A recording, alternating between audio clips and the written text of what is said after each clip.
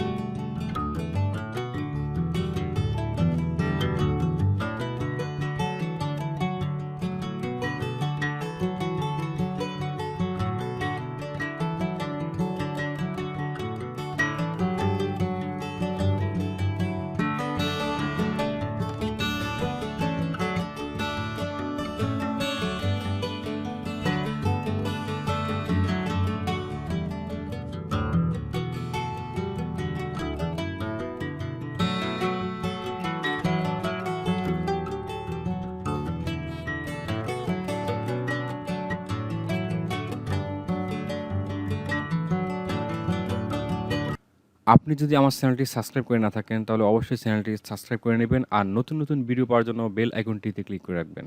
ভালো থাকুন, সুস্থ থাকুন। আল্লাহ হাফেজ।